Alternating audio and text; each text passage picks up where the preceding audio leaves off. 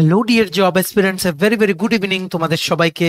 আবারও তোমাদের সবচেয়ে প্রিয় চ্যানেল স্টাডি নিউনের নতুন আর একটা ভিডিওতে আমরা জানাই অনেক অনেক স্বাগত। আজকে দুটো খুবই গুরুত্বপূর্ণ ইস্যু হয়ে গেছে যেগুলোর ব্যাপারে তোমাদের আপডেটটা জেনে রাখা জরুরি। পিআরটিসি যে ম্যান্ডেটরি ত্রিপুরা সেটা নিয়ে হাইকোর্টে হয়ে গেছে কেস, যার জন্য টিপিএসসি থেকে মানে কি বলবো, মানে ইমিডিয়েট বেসিসে দুটো চাকরির পরীক্ষার নোটিশ বের করে সেই জিনিসটা নিয়ে আপডেট দেওয়া হলো। ঠিক আছে, দুটো সরকারি চাকরির বড় আপডেট আমরা এখানে তোমাদের জানাবো যে কেসটা কি নিয়ে, আউটকাম কি হতে পারে, কেনই বা কেসটা করা হলো, সবকিছু আমরা এই ভিডিওতে বলে দেবো। এই ভিডিওটা সমস্ত চাকরি প্রত্যাশীদের জন্য খুব গুরুত্বপূর্ণ। Please maximum WhatsApp, Facebook, Telegram গ্রুপে এই ভিডিও লিঙ্কটা এক্ষুনি তোমরা ম্যাক্সিমাম শেয়ার করো, সবাই যাতে জানতে পারে এই আপডেটটা। ঠিক আছে, কারণ এগুলো সমস্ত চাকরি প্রত্যাশী তোমরা যারা আছো, তোমাদের ভবিষ্যতের যেই পরীক্ষায় তোমরা দেবে বা এক্সিস্টিং যে পরীক্ষার জন্য প্রিপারেশন নিচ্ছ, সেগুলোর ফিউচার এক্সপেক্ট কি, সেগুলোর উপরে কিন্তু ইম্প্যাক্ট পড়তে পারে। ঠিক আছে, তাই তোমাদের সবার কিন্তু জেনে রাখা জরুরি। আর তোমরা যারা ফার্স্ট টাইম দেখছো আমার চ্যানেলটা বা আমার ভয়েসটা যারা ফার্স্ট টাইম শুনছো, এক্ষুনি আমাদের চ্যানেল স্টাডি ইনভেন্টটা সাবস্ক্রাইব করে সাইডে নোটিফিকেশন বেল কিন্তু অবশ্যই তোমরা ক্লিক করে রাখতে ভুলো না। ত্রিপুরা সংক্রান্ত সমস্ত রকমের চাকরির আপডেট, চাকরির প্রিপারেশন করার জন্য ফ্রি ইউটিউব ক্লাসে চাকরির প্রসেস সংক্রান্ত আপডেট, সরকারি কর্মচারী ও পেনশনারদের update, educational update, current affair, সবকিছু তোমরা একটা প্ল্যাটফর্মে অন টাইম জেনুইন আপডেট সব সময় তোমাদেরকে আমরা দিয়ে যাবো।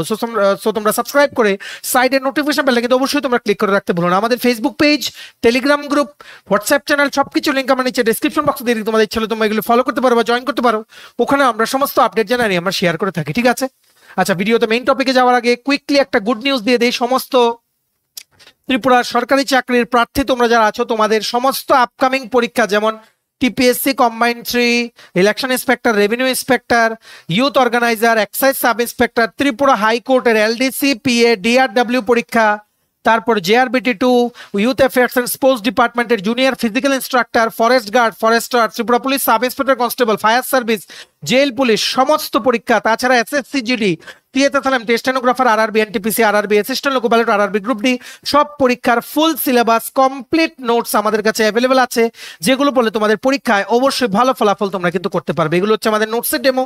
এই নোটসগুলো পেতে তোমরা আমাদের এক্ষুনি কল বা হোয়াটসঅ্যাপের মাধ্যমে যোগাযোগ করে নিতে পারো। আমাদের কন্ট্যাক্ট নাম্বার হচ্ছে 6033157164। আমাদের কন্ট্যাক্ট নাম্বারটা প্রত্যেকটা স্লাইডের উপরে দেওয়া আছে ফর ইওর কনভিনিয়েন্স। দেখে রাখো, সবার জন্য আর্জেন্ট নোটিশ। তোমরা নিশ্চয়ই অনেকে জানো বা যারা জানো না তোমরা জেনে রাখো, দুটো পরীক্ষার টিপিএসসির দ্বারা যেগুলোর অ্যাড দেওয়া হয়েছিল, কি কি পোস্টে, একটা হচ্ছে research officer group C non gazetted under directorate of treasuries finance department বা অর্থ দপ্তরের আন্ডারে। ঠিক আছে, টোটাল ছিল 4টে পোস্ট রিসার্চ অফিসার। আরেকটা হচ্ছে এক্সাইজ সাব ইন্সপেক্টর বা sub inspector of excise group C non gazetted under finance department government of Tripura. ঠিক আছে, টোটাল 39টা পোস্ট। সো এই দুটো চাকরির লাস্ট ডেট আবেদন করার বাড়ানো হয়েছে, কিন্তু একটা ইম্পর্টেন্ট জিনিস টিপিএসসি হাইলাইট করে দিয়েছে নোটিশটাতে, যে কি লিখেছে সবচেয়ে প্রথম দেখে রাখো। It is for information of all concern that the commission has extended the last date of submission of online application form as follows. Research অফিসারের লাস্ট ডেট এক্সটেন্ড করে করা হয়েছে 3rd May 2025। Sub inspector of excise বা excise SI এর date বাড়িয়ে last date করা হয়েছে 3rd May 2025। ঠিক আছে, কেন করা হয়েছে এটাও টিপিএসসি বলে দিয়েছে। কি লিখেছে সবাই তোমরা দেখে রাখো। This is in pursuance of the honourable high court of Tripura order arising upon WPC Nong 144 of 2025 dated 8th April 2025. Other terms and conditions remains unchanged. আবার আরেকটা জিনিস টিপিএসসি থেকে আরেকটা জিনিসও বলা হয়েছে যে এক্সাইজ সাব ইন্সপেক্টর নিয়ে প্রচুর প্রবলেম হচ্ছে। ক্যান্ডিডেট এত বেশি, সবাই ইচ্ছুক, মানে সবারই ইচ্ছা এক্সাইজ সাব ইন্সপেক্টর পোস্টে নিয়ে নিতে। কেন? কারণ এটা ফিডার পোস্ট। একে তো এটার রেজিস্ট্রেশন করার সময় ওটিপি আসছে না, মেইলে স্প্যাম বক্সে আসছে, অনেকের ওটিপি আসছে না, অনেকের এমনও হয়েছে গুগল পে থেকে টাকা কেটে নিয়েছে কিন্তু তারপর ফেলিওর দেখাচ্ছে। সো এই এক্সাইজ সাব ইন্সপেক্টরের বিভিন্ন ইস্যুস নিয়ে বারবারই কিন্তু কোশ্চেন উঠেছে। যেমন প্রথম ইস্যুটা উঠছে সায়েন্স গ্র্যাজুয়েট বা ইঞ্জিনিয়ারিং গ্র্যাজুয়েট শুধুই বা কেন, যেখানে এসএসসি বা বিভিন্ন যেমন ওয়েস্ট বেঙ্গল বা বিভিন্ন রাজ্যে যে এক্সাইজ সাব ইন্সপেক্টর বা এক্সাইজ ইন্সপেক্টর নেয়, সেখানেও যদি গ্র্যাজুয়েট ক্যান্ডিডেটদেরকে যদি চান্স দেওয়া হয়, ত্রিপুরাতে কেন শুধুমাত্র সায়েন্স ও ইঞ্জিনিয়ারিং গ্র্যাজুয়েটদের চান্স দেওয়া হয়? কিন্তু এটা ফাইনাল টিপিএসসি থেকে আজকেও একটা নোটিশ দিয়ে বলে দেওয়া হয়েছে এক্সাইজ সাব ইন্সপেক্টর আর কোনো কোয়ালিফিকেশন চেঞ্জ হবে না, ইট উইল রিমেন আনচেঞ্জ। মানে শুধুমাত্র সায়েন্স গ্র্যাজুয়েট ও ইঞ্জিনিয়ারিং গ্র্যাজুয়েটস তোমরা যারা আছো তোমরাই শুধু আবেদন করতে পারবে। ঠিক আছে, তাছাড়া এক্সাইজ সাব ইন্সপেক্টরের উপরে একটা কেস হয়ে গেছে, ঠিক আছে। এক্সাইজ সাব ইন্সপেক্টর বা তোমরা বলতে পারো যেই ফিনান্স ডিপার্টমেন্ট থেকে যেই লোভনীয় চাকরি 39টা পোস্টে এসআই এক্সাইজ, সেটার কেসের অর্ডারের যে ভিত্তিতে, তার ভিত্তিতেই ডেট চেঞ্জ করা হয়েছে, এটা টিপিএসসি বলে দিয়েছে। ইতিমধ্যেই বলে দিই, ত্রিপুরাতে PRTC permanent resident of Tripura certificate mandatory হয়েছিল ফর অল গভর্নমেন্ট জবস, ঠিক আছে। as per the notification dated 7th July 2023 from GAPNT department, তোমরা নোটিফিকেশন একটা স্ক্রিনশট দেখতে পাচ্ছ যেখানে বলা হয়েছিল the governor of Tripura is pleased to make the following provisions to insert in the existing recruitment rules or service rules regarding the recruitment to all posts group A, B, C, D under administrative control of government of Tripura. PRTC would be required while applying for jobs by direct recruitment under the state government, corporations, board, PSUs, etc. under Tripura government. PRTC কিন্তু mandatory, যার ফলে কি হয়েছে, ত্রিপুরার বাইরের ক্যান্ডিডেটরা apply করতে পারছে না, যেটা হওয়া অনেক আগেই জরুরি ছিল 2018-র পরেই, ঠিক আছে। যেটা তুলে দেওয়া হয়েছিল সেটা আমাদের অনারেবল সিএম ডক্টর মানিক শাহ, উনি এসেই কিন্তু সেটাকে আবার চালু করেছেন। তারপর একের পর এক পিআরটিসির উপরে কেস হচ্ছে, মানে কেস করছে বাইরের ক্যান্ডিডেটসরা, যে ওরা যে পরীক্ষাগুলোতে অ্যাপ্লাই করতে পারছে না। বেসিক্যালি এখানে কি হয়েছে, ওয়েস্ট বেঙ্গল, বিহার, এই সমস্ত স্টেট থেকে কিন্তু ম্যাক্সিমাম অ্যাপ্লাই করতো, ঠিক আছে। ম্যাক্সিমাম আমরা দেখেছি লিস্টে অনেক নাম থাকতো। জেআরবিটিতেও ওয়েস্ট বেঙ্গলের প্রচুর ক্যান্ডিডেটস, ওয়েস্ট বেঙ্গলে অলরেডি জব ক্রাইসিস, ঠিক আছে। তাছাড়া বাইরের ক্যান্ডিডেটসদের এই ত্রিপুরার পরীক্ষায় এসে পরীক্ষা দিলে compare to their own state service, এখানে কম্পিটিশনটা অনেকটা কম ফেস করতে হচ্ছে ওদের। তার জন্য এই চাকরিগুলো ওদের জন্য একটা হয়ে যাচ্ছে লোভনীয়, ঠিক আছে। তার জন্য বারবারই কিন্তু প্রত্যেকটা, এর আগেও একটা চাকরি নিয়ে কেস হয়েছিল যেখানে বলা হয়েছিল পিআরটিসি কেন ম্যান্ডেটরি, কিন্তু সেটা ডিসমিস হয়ে গেছিল। ইতিমধ্যেই ত্রিপুরা জুডিশিয়াল সার্ভিসের 14টা পোস্টের কিছুদিন আগে রেজাল্ট দিয়েছিল, সেটার মধ্যেও দেখা গেছে দুজন এসটি ও একজন এসসি বাদে বাকি সবগুলো, ঠিক আছে, সবগুলো পোস্টে বাইরের ক্যান্ডিডেট, ওয়েস্ট বেঙ্গলের ক্যান্ডিডেট, ঠিক আছে। সো এখানে পিআরটিসি ম্যান্ডেটরি করাটা ত্রিপুরা সরকারি চাকরিগুলোতে কেন জরুরি তোমরা কিন্তু বুঝতে পারছো। যদি না করা হয়, যদি কোনো কারণে এটা উঠে যায়, ওঠার সম্ভাবনা একদমই নেই, ঠিক আছে। যদি উঠে যায় ক্যাবিনেটের ডিসিশন, এগুলো যদি উঠে বা এখানে যদি না দেওয়া হতো, তোমরা দেখতে এই যে কম্বাইন্ড রেজাল্ট বেরোলো, তার মধ্যে 50-60% বাইরের ক্যান্ডিডেট এসে চাকরিগুলো নিয়ে নিত। ত্রিপুরাতে না আছে প্রাইভেট চাকরি, ঠিক আছে, প্রাইভেট চাকরি শর্টেজ, একমাত্র আশা হচ্ছে গভর্নমেন্ট জব, ঠিক আছে। তো সবাই কিন্তু গভর্নমেন্ট জবের জন্য কিন্তু চেষ্টা করে ত্রিপুরায়। সো এর মধ্যে গভর্নমেন্টের একটা ভালো কিছু পদক্ষেপ নিলে স্টুডেন্টদের জন্য বারবার কেস হচ্ছে, সেই জিনিসটা কিন্তু মানে দেখাটাও খুবই দুঃখজনক ব্যাপার। সো কোন কেসটার ভিত্তিতে টিপিএসসি লাস্ট ডেট বাড়াতে বাধ্য হলো স্পেসিফিক্যালি এক্সাইজ সাব ইন্সপেক্টরের পরীক্ষাটাতে, সেই কেসটার ডিটেলসটা আমরা দেখবো। দেখে নাও কেসের ডিটেলসটা, ঠিক আছে। পুরো স্ক্রিনশট নিয়ে তুলে রেখেছি তোমাদের জন্য, দেখে রাখো। High court of Tripura Agartala, WPC নং 144 অফ 2025, ঠিক আছে। কি লিখেছে দেখে রাখো, আমরা পুরো ডিটেলসটা তোমাদের এক্সপ্লেন করে দেবো। The matter has been posted today on urgent, mentioning by Learned Counsel for the petitioner as the cut-off date for application under advertisement nong 10/2025 and advertisement nong 11/2025 issued by TPSC, in which the petitioner is an interested candidate, is to expire on 10/4/2025 and 14/4/2025. কি বলেছে বুঝে রাখো। প্রথম paragraph বলেছে যে এই কেসটা করেছে পিআরটিসির ইস্যুর নিয়ে, জিনিসটাকে হাইলাইট করে, সেই লোকটা, ঠিক আছে, এই রিসার্চ অফিসার আর সাব ইন্সপেক্টর অফ এক্সাইজ দুটোতেই অ্যাপ্লাই করতে ইচ্ছুক, কিন্তু পিআরটিসির জন্য অ্যাপ্লাই করতে পারছে না। আবার এই দুটো লাস্ট ডেটও চলে এসছে, তো তারপর কেসটা চললেও কোনো কিছু লাভ হবে না, ঠিক আছে। যদি হাইকোর্ট যদি টিপিএসসি কে ডাইরেকশন দেয় যে কোর্টের এই কেসটার ভার্ডিক্ট আসার পরই লাস্ট ডেটটা যাতে রাখা হয়, ফিল আপ করা, যাতে যিনি পিটিশন করেছেন ওনার পক্ষে যদি কোর্ট রায় দিয়ে কিছু একটা করে, তাহলে উনি যাতে অ্যাপ্লাই করতে পারে বিফোর দ্য লাস্ট ডেট, এই জিনিসটাই কিন্তু এখানে বলা হয়েছে, ঠিক আছে। মানে এখানে বলেছে হি ইজ ইন্টারেস্টেড, ঠিক আছে। এখানে লেখা আছে mister Arun petitioner versus the state of Tripura and 6 others respondent. Mister Arun উনি হচ্ছেন পিটিশনার, যিনি কেসটা করেছেন। হি ইজ ইন্টারেস্টেড, এটাই কিন্তু লিখেছে এই কোর্টের যে অর্ডার কপিটাতে, ঠিক আছে। কি লিখেছে, is interested to apply for research officer আর সাব ইন্সপেক্টর অফ এক্সাইজ, কিন্তু অ্যাপ্লাই করতে পারছে না। হোয়াই? বিকজ অফ পিআরটিসি ইস্যুটাকে হাইলাইট করে এটা বলা হয়েছে, তার মানে এই যে mister Arun, he is not from Tripura, he is not from Tripura, but he is interested to apply, কিন্তু অ্যাপ্লাই করতে পারছে না কারণ ও ত্রিপুরা না, পিআরটিসি নেই। ঠিক আছে, এটাই লিখেছে। কি লিখেছে next? Petitioner is not a permanent resident of Tripura but he wants to participate in the recruitment exercise to be undertaken under advertisement নং 10/2025 and 11/2025 for the post of research officer and sub inspector of excise. মানে বলেছে এই যে mister অরুণ বা যিনি petitioner, উনি interested research officer আর SI এক্সাইজে apply করতে, কিন্তু যেহেতু পার্মানেন্ট রেসিডেন্ট না ত্রিপুরার, অ্যাপ্লাই করতে পারছে না। মানে এটাই হচ্ছে মেইন রিজন কেস করা, একটা মানে টার্গেট নিয়ে যে পিআরটিসি যাতে বাতিল করে দেওয়া হয়, সবাইকে যাতে অ্যালাউ করে। ঠিক আছে, এটাই একটা টার্গেট। ঠিক আছে, তারপর কি লিখেছে দেখে রাখো।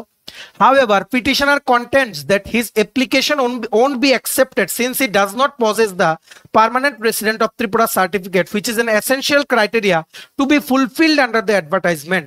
এটা বলেছে পিটিশনার আবেদন করতে ইচ্ছুক কিন্তু ওর কাছে পিআরটিসি নেই, যেটা নাকি ম্যান্ডেটরি দুটো চাকরির জন্য, রিসার্চ অফিসার এসআই এক্সাইজ, কিন্তু ম্যান্ডেটরি দেখে ও করতে পারছে না অ্যাপ্লাই। ঠিক আছে, তারপর this criteria has been introduced by the virtue of the notification dated 7th July 2023 issued by the order of the government of Tripura, whereby it is prescribed that PRTC would be required while applying for jobs by direct recruitment under the state government corporation boards or PSUs. ঠিক আছে, এটা বলা হয়েছে যে এই লাইনটা যে পড়লাম এটাতে কি বলা হয়েছে, বলা হয়েছে যে পিআরটিসি কেন ম্যান্ডেটরি, কারণ এই যে দেখতে পাচ্ছ 7 July governor of Tripura direction দিয়েছে, অ্যাজ পার ক্যাবিনেটের অ্যাপ্রুভেল, আমাদের অনারেবল সিএম উনি ডাইরেক্টিভ, মানে উনি নিজের ওনার উদ্যোগে কিন্তু জিনিসটা করা হয়েছে।